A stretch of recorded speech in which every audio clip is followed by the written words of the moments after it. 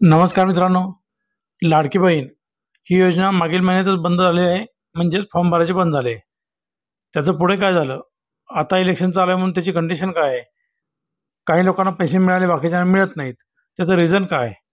आणि ज्यांना मिळत आहेत त्यांना माहीत नाही, काही लोकांना, की त्यांचे पैसे कुठल्या अकाउंटला गेलेत. त्या सर्व महिलांच्या या प्रश्नांची उत्तरे आपण आज घेऊन आलेलो आहोत. नमस्कार, मी रोहन. स्वागत आहे आपल्या पूर्व इन्फोटेकमध्ये. चला तर मग आजच्या व्हिडिओला सुरुवात करूया. तर गेल्या महिन्यात जसं 15 तारखेला तुमचे लाडक्या बहिणीचे फॉर्म भरायची मुदत संपली होती. त्यानंतर भरपूर लोक वाट बघत होती त्यांना पैसे कधी येणार. ज्यांनी लास्ट स्टेजमध्ये फॉर्म भरले 15 तारखेपर्यंत त्यांना पैसे आलेच नाहीत आणि भरपूर फॉर्म पेंडिंग देखील आहेत. का? तर त्याच्यानंतर आचारसंहिता लागली आणि त्या आचारसंहितेमुळे भरपूर लोकांचा फॉर्म देखील अप्रूव्ह नाही झाले आणि ज्यांचे अप्रूव्ह झाले त्यांना पेमेंट देखील झाले नाही. या संदर्भात सरकारने आता एक नवीन अपडेट आले आहे पोर्टलवर.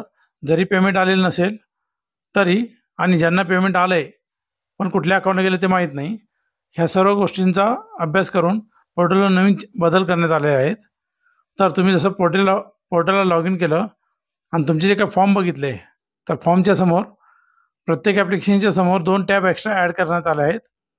पहिला जो टॅब आहे तो आहे संजय गांधी निराधार योजना याचा.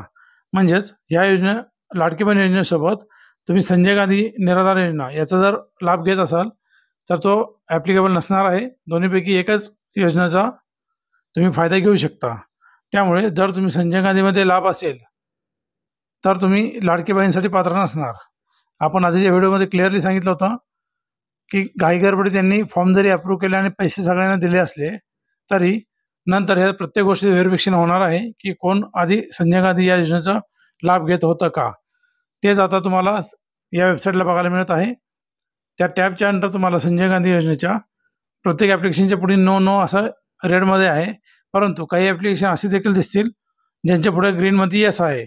याचा अर्थ त्या महिलेने संजय गांधी या योजनेचा फायदा घेतलेला आहे आधीच.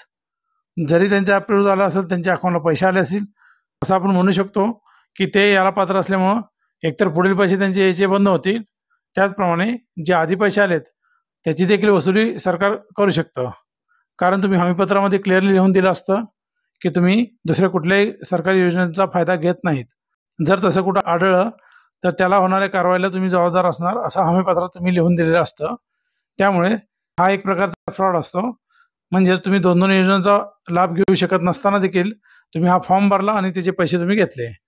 सरकार ते पैसे कसे वसूल करेल ते भविष्यात कळेलच, परंतु इथून पुढे तरी त्यांना पैसे येणार नाही. त्याचबरोबर शेवटचा एक टॅब ॲड करण्यात आला आहे अजून, बेनिफिशियरी म्हणजे त्या महिलेच्या कोणत्या अकाउंटला किती पैसे आतापर्यंत जमा झाले आहेत ते दाखवलं जाईल. भले तुम्ही कुठली बँक दिली असेल तर DBT म्हणजेच डायरेक्ट बेनिफिट ट्रान्सफर याच्यामध्ये तुमचं आधार कोणत्या बँकेला लिंक आहे त्याच बँकेला पैसे जाणार.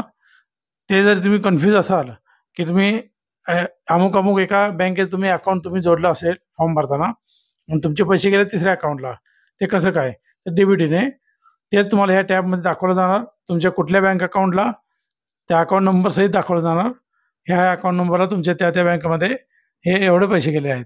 याच्यामध्ये एक बघण्याची गोष्ट अशी आहे की जरी सरकारने 7,500 प्रत्येक महिलेच्या अकाउंटला दिले आहेत जे आधी पात्र झालेत, तरी देखील पोर्टलला मॅक्झिमम 4,500 एवढीच एंट्री प्रत्येकाच्या अकाउंटला दाखवत आहे.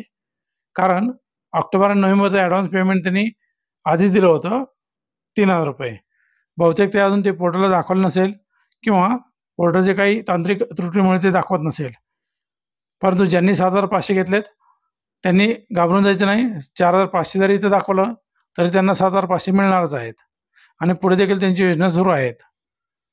परंतु जे संजय गांधीमध्ये पात्र आहेत असं यसमध्ये आले आहे ग्रीनमध्ये, त्यांना नक्कीच भविष्यातला फायदा घेता येणार नाही आणि जे पैसे मिळाले ते देखील रिफंड कसे करायचे त्याचे सरकारतर्फे सांगण्यात येईलच. तुर्तास साधा इलेक्शनपर्यंत पैसे कोणाच्या अकाउंटला नवीन येणार नाहीत हे नक्की आहे. त्यामुळे हा जरी बदल असेल तरी तुम्ही तुमच्या अकाउंटला का पैसे आले नाहीत याची विचारणा करू शकत नाही. इलेक्शनपर्यंत तुम्हाला थांबावं लागणार आहे. तर हे होते लाडकी बहीण या योजनेचा नवीन आलेला अपडेट, ज्याच्यामध्ये 2-3 पॉईंट ॲड करण्यात आले आहेत. काही प्लस पॉईंट आहेत आणि खूप विचार करण्यासारखे पॉईंट आहेत. ज्याच्यामध्ये संजय गांधीसारख्या योजनेचा लाभ घेत असताना तुम्ही डबल बेनिफिट घेताय. त्यामुळे सरकार काय कारवाई करेल ते भविष्यात आपण बघूयात. तुर्तास हेच नवीन अपडेट आहे. तुम्हाला ही माहिती लाडक्या बहीणबद्दल कशी वाटली कमेंट करून नक्की सांगू शकता. व्हिडिओ आवडला असल्यास लाईक करा, मित्रांसोबत शेअर करा आणि सर्वात महत्त्वाचं चॅनलला तुम्ही अजून सबस्क्राईब नसेल केलं तर लगेच सबस्क्राईब करा, म्हणजे अशाच नवीन नवीन माहितीचे व्हिडिओ तुमच्याजवळ सर्वात आधी पोहोचतील. जय हिंद, जय महाराष्ट्र.